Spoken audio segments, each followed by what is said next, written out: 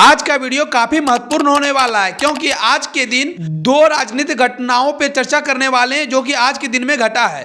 पहला, आज झारखंड के मुख्यमंत्री हेमंत सोरेन धनबाद में एक सभा को संबोधित किया और दूसरा सभा देवघर में श्री अमित शाह भारत के गृह मंत्री उन्होंने संबोधित किया और इन दोनों ने एक दूसरे पर जमकर हमला बोला है। और इस वीडियो में इन्हीं दोनों विषयों पर हम लोग चर्चा करने वाले हैं क्योंकि ये दोनों नेता एक ही थाली के चट्टे बट्टे हैं जो कि झारखंड के 2 से 3 करोड़ जनता को बेवकूफ़ समझते हैं और यहाँ के जल, जमीन, जंगल और खनिज संसाधन का इस्तेमाल करके केवल अपनी पार्टी का जेब भरेंगे, अपनी जेब भरेंगे और जनता को कोई भी लाभ नहीं होने वाला है। मज़ा आया और मैं ये जो मज़ा है हिंदुस्तान के हर व्यक्ति को देना चाहता हूं।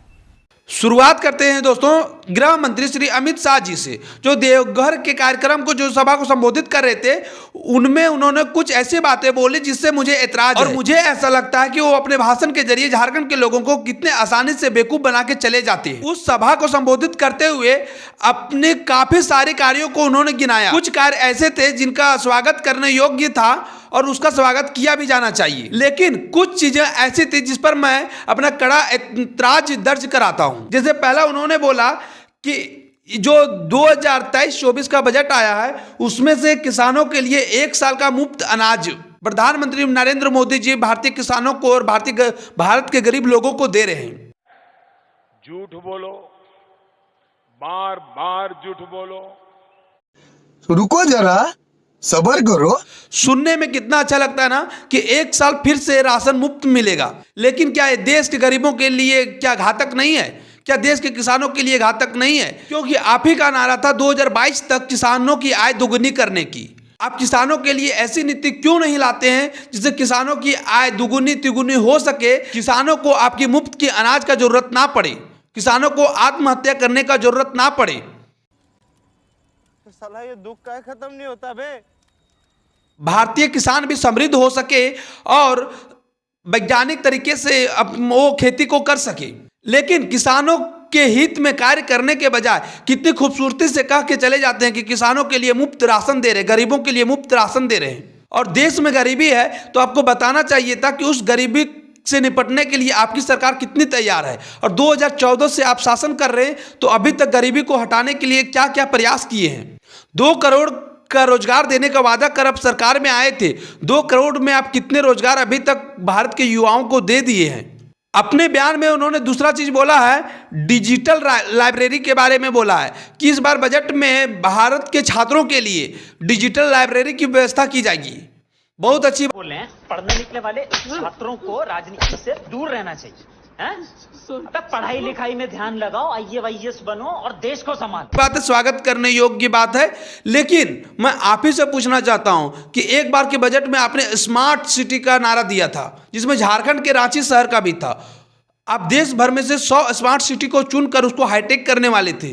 कितने स्मार्ट सिटी बनाए गए और कितने स्मार्ट सिटी शहर जो थे उनको हाईटेक किया गया, इसकी भी जानकारी यदि आप उस मंच से देते तो कितना अच्छा होता।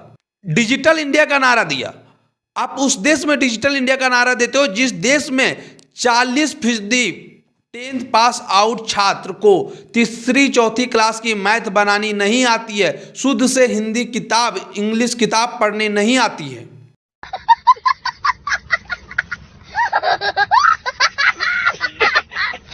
सपने बहुत बड़े बड़े दिखाते हैं, लेकिन सपने दिखाने से कुछ भी नहीं होता, जमीन पर काम करना होता है। तीसरा बात उन्होंने हेमंत सोरेन को कहा भ्रष्ट सरकार, जिसका मैं पूर्ण समर्थन करता हूं क्योंकि आज के डेट में हेमंत सोरेन भी उसी थाली के चट्टे बट्टा इंसान है जिस थाली के चट्टे बट्टे भारतीय जनता पार्टी के नेता हैं। क्योंकि जो काम भारतीय जनता पार्टी के नेता करके गए झारखंड के लिए वही काम अभी हेमंत सोरेन भी कर रहे हैं। रहा नहीं जाता, तड़प ही ऐसी है ना।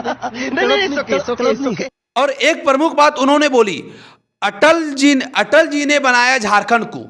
गृह मंत्री श्री अमित शाह जी, मैं बता दूं, झारखंड को अटल बिहारी वाजपेयी ने नहीं बनाया बल्कि उनके कार्यकाल में बनाया गया और झारखंड को उन्होंने बनाया जो झारखंड अलग करने की आंदोलन को चलाया। झारखंड को उन्होंने बनाया जिन्होंने झारखंड अलग करने में अपनी शहादत को दिया।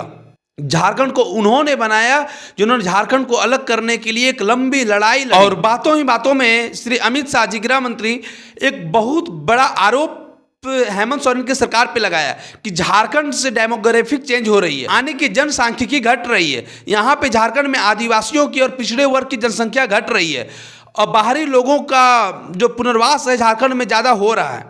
आज झारखंड में हेमंत सोरेन की सरकार है, लेकिन क्या ये जो आबादी घटने का जो सिलसिला शुरू हुआ है केवल हेमंत सोरेन की सरकार में आबादी घट रहा है? क्या आपकी सरकार में नहीं घट रहा था? आपने उसके लिए क्या किया? आपकी सरकार ने उसके लिए क्या किया? इसके बाद अमित शाह अपनी बातों को आगे बढ़ाते हुए उज्ज्वला योजना की बातों को रखा और उन्होंने बोला कि उज्ज्वला योजना के तहत भारत में करोड़ों महिलाओं को गैस सिलेंडर दिया गया। वैसे गैस सिलेंडर देने का क्या फ़ायदा कि इधर से आपने फ्री में गैस सिलेंडर तो दिया, उधर से सब्सिडी छोड़ने का नारा लगा दिया। आपकी बातों पर आकर लाखों गरीब लोगों ने अपना सब्सिडी को छोड़ दिया। इधर 600 का गैस आपने 1200 रुपये से भी ज़्यादा महंगा कर दिया। तो वैसा फ्री का देने का क्या फ़ायदा कि एक साइड से आपने फ्री दिया और दूसरे साइड से उसके पैसे आप उसके जेब से निकाल लिए। लेकिन ये जनता बेवकूफ़ नहीं है, जनता सब जानती है, सब देखती है। उसके बाद गृह मंत्री अमित शाह एक योजना की और चर्चा करते हैं, जन धन योजना की, कि जन धन योजना के तहत भारत में करोड़ों लोगों के खाते खुलवाए गए। वैसे खाते खुलवाने के क्या फ़ायदे कि खाते तो खुलवाए गए लेकिन उसमें 15 लाख रुपया आज तक नहीं आए। और सबसे अंतिम में हेमंत सोरेन ने कहा कि इस पूरे झारखंड के जनता, पूरे झारखंड के मतदाता शपथ लें कि 2024 के लोकसभा चुनाव में झारखंड के 14 की 14 लोकसभा सीटें भाजपा के खाते में जाएगी। तो मैं बता दूं श्री अमित शाह जी, 14 में शायद 13 सीटें आपके खाते में चले जाए, लेकिन मुझे नहीं लगता है कि 14वां सीट जो कोडरमा लोकसभा चुनाव का सीट है वो आपके खाते में जाएगा, क्योंकि पूरी कोडरमा लोकसभा की जनता जानती है कि जब जिस दिन चुनाव आएगा अन्नपूर्णा मैडम उसी दिन अपने लोकसभा क्षेत्र में दिखेंगी। 5 साल में वो कितने अपने फील्ड में रह के काम की है, कितने अपने फील्ड के लोगों के लिए ध्यान दी है, कितना ऐसा कार्य है अन्नपूर्णा देवी जी का जो अपने लोकसभा क्षेत्र के लिए किया है। शायद मुझे नहीं लगता कि उन्होंने कभी अपने फील्ड का दौरा भी किया होगा जीतने के बाद। बाकी वीडियो के अंत में मैं इतना ही कहना चाहूँगा, ना मैं भारतीय जनता पार्टी के साथ हूँ, ना ही मैं झारखंड मुक्ति मोर्चा के साथ हूँ। मैं बस केवल झारखंड का निवासी हूँ, इसलिए झारखंडियत के साथ हूँ और झारखंड की जनता के लिए ही बोलूँगा। मुझे किसी भी राजनीतिक पार्टी से कोई भी मतलब नहीं है, ना ही मुझे कोई राजनीतिक पार्टी से कोई प्रॉफिट है। ऐसे में बड़ा सख्त लौंडा हूं, लेकिन यार यहां में पिघल गया। इसी तरह से मैं एक वीडियो और बनाऊंगा और उसमें मैं बताऊंगा कि जिस प्रकार से आज 3 करोड़ झारखंड वासियों को छलावा देकर गृह मंत्री अमित शाह जी गए और यहां से एक झूठी बखान करके गए, उसी तरह हेमंत सोरेन भी उसमें पीछे नहीं है। उन्होंने भी धनबाद में सभा को संबोधित करते हुए कई ऐसी बातें बोली, जैसे कि नियोजन नीति पे बातें बोली, उन्होंने स्थानीय नीति पे बातें बोली। स्थानीय नीति पे भी हेमंत सोरेन ने ये बातें कहा कि विपक्ष नहीं चाहता कि झारखंड में स्थानीय नीति लागू हो। तो मैं हेमंत सोरेन से पूछना चाहता हूं कि क्या आप चाहते हैं कि झारखंड में स्थानीय नीति लागू हो? मुझे नहीं लगता है कि हेमंत सोरेन की सरकार या हेमंत सोरेन या शिबू सोरेन चाहते हैं कि झारखंड में 1932 का खतियान लागू हो, झारखंड में नियोजन नीति लागू हो, क्योंकि आप ही के शिक्षा मंत्री जगन्नाथ महतो अभी मजा आएगा ना भिड़ो का कहना है ना, जब नियोजन नीति रद्द हुआ था तो उन्होंने ये बात बोला था कि 15 दिन में फिर से नया नियोजन नीति बनाएंगे, 26 जनवरी के पहले नियोजन नीति बनाएंगे। 26 फरवरी आने वाला है, 26 जनवरी तो गुजर गया, आज तक आपका नियोजन नीति नहीं आया है, क्यों? उसके बाद स्थानीय नीति, जब राज्यपाल महामहिम ने आपकी 1932 खतियान के विधेयक को घुमाया, क्या आप ईमानदारी से बोल सकते हैं कि 1932 का खतियान जिस विधेयक बनाते समय आपके विधि विभाग ने आपको वार्निंग नहीं दिया था? क्या आपको इस बात के लिए पहले चेतावनी नहीं दी गई थी कि 1932 का खतियान वैध नहीं है, इसमें और सुधार की आवश्यकता है? लेकिन आप सुनने वाले नहीं हैं, क्योंकि आपको ना नियोजन नीति से मतलब है, ना स्थानीय नीति से मतलब है, केवल आपको अपना जेब भरने से मतलब है। अरे कहना क्या चाहते हो? कौन है ये लोग? खैर बस आज के लिए इतना ही, फिर मिलेंगे आपको अगली वीडियो में, तब तक के लिए इजाजत दीजिए। जय हिंद, जोहार झारखंड।